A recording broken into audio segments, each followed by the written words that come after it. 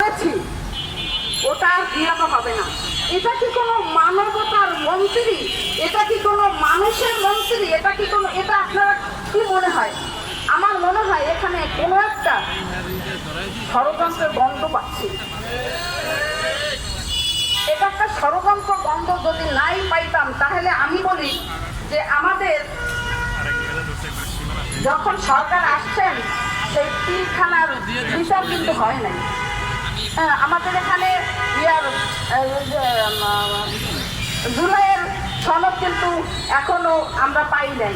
তাহলে এরকম অনেক বিচার ঝুলে আছে, কিন্তু 6টা শিশু অ্যাক্সিডেন্টে মারা যাওয়ার ফলে হঠাৎ করে এই একটা প্রতিষ্ঠান বন্ধ করা, এটা আমাদের সবার বিবেককে নাড়া দিয়েছে। আমরা এখানে এই প্রতিবাদ জানাচ্ছি। আর সরকার বাহাদুরের কাছে আমরা বলছি, দয়া করে 8 দিনের লাইসেন্স ফেরত দেন। না হইলে যদি পড়াশোনা করেন অথবা করেন না, এখন করেন নাই, এখন করেন বলছি, সূরা লাহাবের ভিতরে আবু লাহাবের যে অবস্থা হয়েছে, আপনি ঠিক আবু লাহাবের মতোই আল্লাহ আপনাকে ছাড় দেবে, কিন্তু ছেড়ে দেবেন না। আমরা বলছি সূরা হাসরের ভিতরে বনু নাজিরের যে অবস্থা হয়েছে, আপনাদের ঠিক সেই অবস্থা হবে। আপনাকে দেশ ছাড়তে আল্লাহ বাধ্য করবে, আমরা না। আমরা অসহায় মানুষ আপনার কাছে দাবি জানাচ্ছি আবারও। আমার মনে হয় এক ভাই বলে গেছে যে মহামান্য প্রধানমন্ত্রী হয়তো এই ঘটনা জানেই না, কারণ তার উদাসীনতা সবসময় আমরা লক্ষ্য করতেছি। তো হয়তো বা সেই উদাসীনতার ভিতর থেকে তারেক জিয়া এটা বুঝতে পারতেছে না যে জাতির কত বড় ক্ষতি হয়ে গেল 8 দিন হাসপাতাল বন্ধের কারণে। আমি বিস্তারিত ব্যাখ্যা করতে যাব না, আমি বিস্তারিত অনেক কিছু আপনারা শুনেছেন।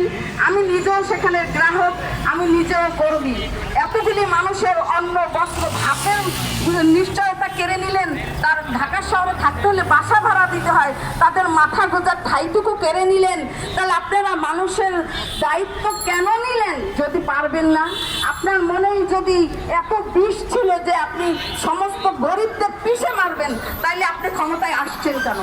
আপনার কাছে অনুরোধ করব, মহামান্য প্রধানমন্ত্রী এবং মহামান্য স্বাস্থ্যমন্ত্রী, আপনার কাছে অনুরোধ করে গরিবদের হক কেড়ে নেবেন না। দয়া করে আপনারা লাইসেন্সটা ফিরিয়ে দিয়ে এতগুলি মানুষের ভাত কাপড়ের পড়াশোনার নিশ্চয়তা নিশ্চিত করুন। আমিন। আসসালামু আলাইকুম ওয়া রাহমাতুল্লাহি ওয়া বারাকাতুহু।